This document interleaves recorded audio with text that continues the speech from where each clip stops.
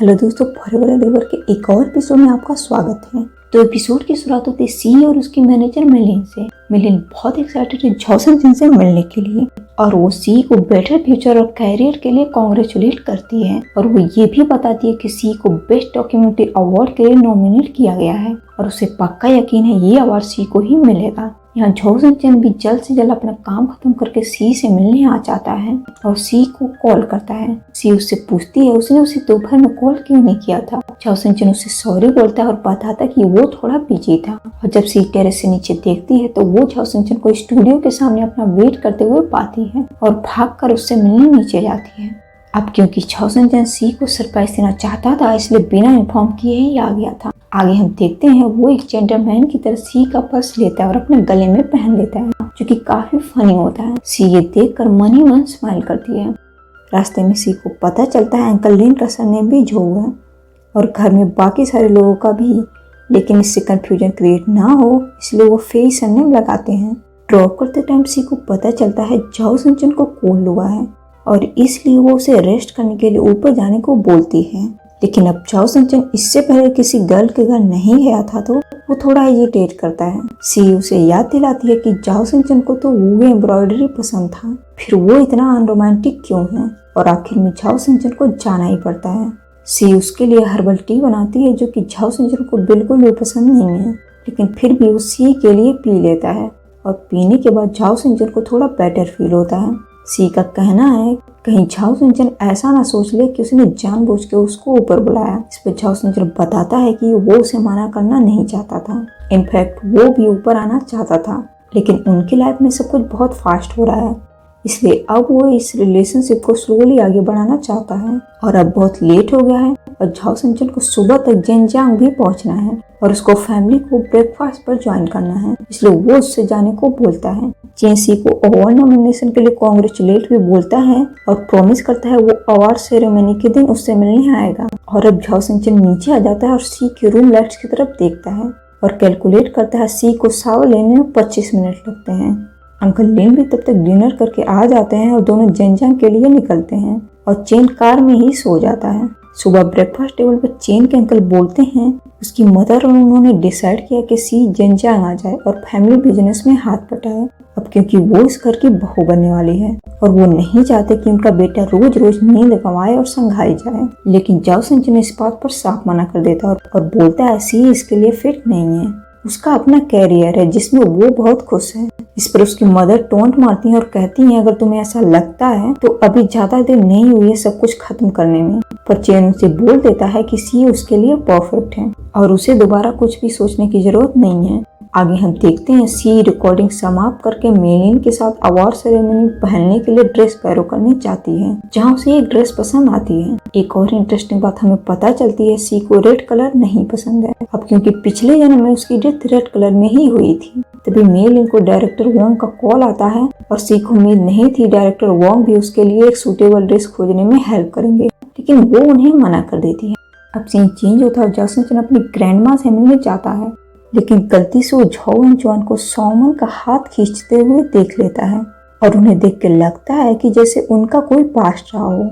यहाँ दादी को भी यही लगता है उन दोनों के बीच एक अच्छी रिलेशनशिप है और उन्हें अब तक शादी कर लेनी चाहिए थी, इसलिए झो सनजन से कहती हैं कि बड़ा भाई होने के नाते उसे कुछ करना चाहिए, लेकिन झो सनजन जल्दी से एक्सक्यूज देकर वहाँ से चला जाता है क्योंकि उसे पता था झो वेनचुआन टोंग जियारन के साथ शादी करने वाला है। अब वहाँ से निकलने के बाद झो सनजन को लिविंग रूम में एक ब्रोकन टेबल मिलता है जिसे वो रिपेयर करने बैठ जाता है। कुछ टाइम बाद वो वापस ग्रैंडमा से मिलने जाता है और ग्रैंडमा उसको स्नैक्स खिलाने के लिए रूम में लेकर जाती हैं। सीन चेंज होता है और हम देखते हैं झो सनजन सी को ड्रेस भेजता है जिसमें से सी को एक ड्रेस पसंद आती है और वो इसके लिए झो सनजन को थैंक यू बोलती है। झो सनजन अंकल लिन से कार चलाना भी सीखता है ताकि अवार्ड सेरेमनी वो खुद ड्राइव करके जाए। अब रात हो गई है और हम झो सनजन और ग्रैंडमा को बात करते हुए देखते हैं। उनकी बातचीत के दौरान हमें पता लगता है कि झो सनजन की मदर का उसके फादर के साथ प्रॉपर वेडिंग सेरेमनी नहीं हुई थी उनके मरने के पहले। अब ये थोड़ा कंफ्यूजिंग है, लेकिन इस बात से यही जाहिर होता है कि झो सनजन की बायोलॉजिकल मदर अब इस दुनिया में नहीं है और ग्रैंडमा चिंतित है कि ये सी के साथ ना हो, इसलिए झो सनजन को इस बात का ध्यान रखना पड़ेगा। सीन चेंज होता है और अब अवार्ड सेरेमनी का दिन आ गया है। सी बहुत एक्साइटेड होकर जाओ सिंजन का वेट कर रही होती है और तभी उसका कॉल आता है और वो बताता है कि वर्क की वजह से वो थोड़ा लेट हो जाएगा। लेकिन अब कुछ ज्यादा ही लेट हो जाता है और सी को अवार्ड देने के लिए स्टेज पे बुलाया जाता है। यहाँ पार्किंग लॉट में जाओ सिंजन को थोड़ी प्रॉब्लम होती है, लेकिन उसका स्पॉन्सर दोस्त उसकी हेल्प करता है, जिससे वो टाइम पर अवार्ड सेरेमनी में पहुंच ही जाता है।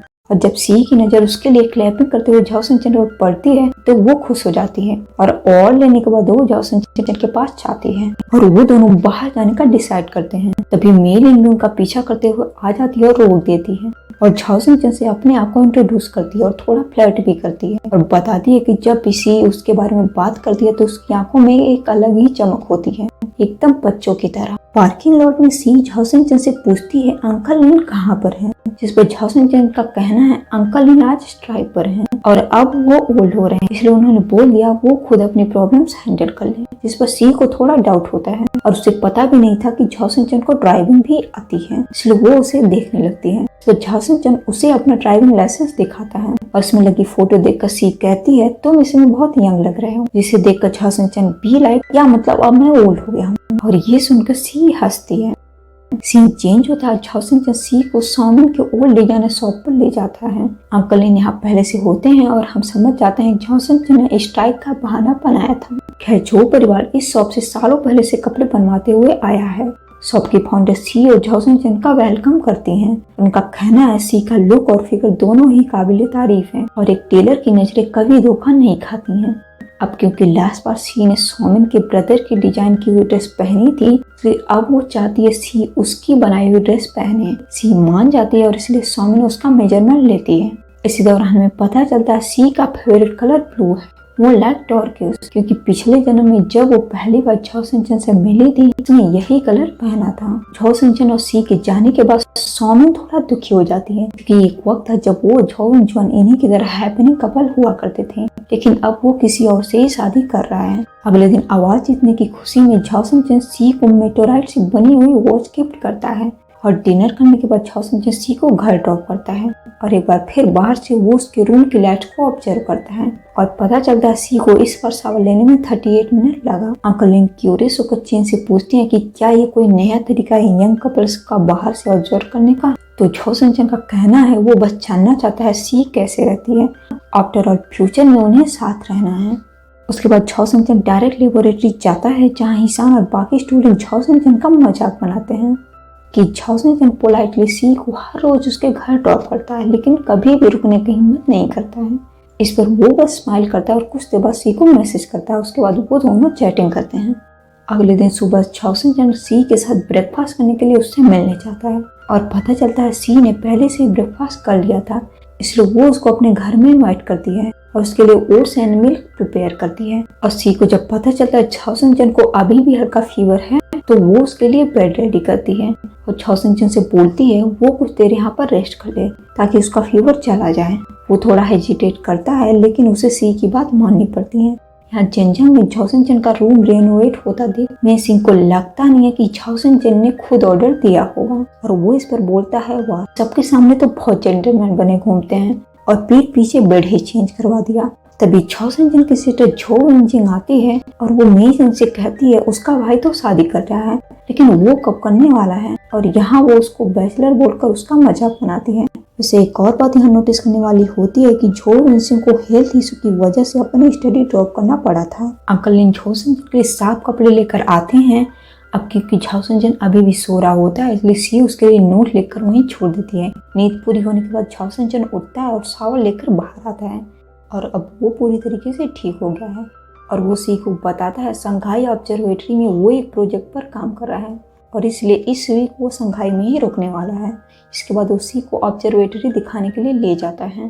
वहाँ उसे मे सिंह का कॉल आता है। उसे पता चलता है उसके फादर के फ्रेंड लव लोग उसके घर आए हैं हेल्प के लिए और इसलिए वो तुरंत जेनजांग के लिए निकल जाता है। आगे हमें पता चलता है जो फैमिली लाओलू फैक्ट्री के मेजर शेयर होल्डर्स हैं और यहाँ के वर्कर्स को कोई गलतफहमी हो गई है कि ये फैक्ट्री बंद होने वाली है और इसलिए वो स्ट्राइक कर रहे हैं। फैक्ट्री का वेस्ट वाटर इमिशन बहुत ज्यादा बढ़ गया है और यही चेक करने के लिए जोसेफ रिपोर्ट मंगवाता है और ये प्रॉब्लम अभी सॉल्व नहीं की गई तो खराब पानी की वजह से लोगों की जान भी जा सकती है। इसलिए वो डिसाइड करता है कि जब तक प्रॉब्लम सॉल्व नहीं हो जाती ये फैक्ट्री बंद रहेगी और वो वर्कर्स को भी कंपनसेट करने का आश्वासन देता है और ये एपिसोड यहीं पर खत्म हो जाता है।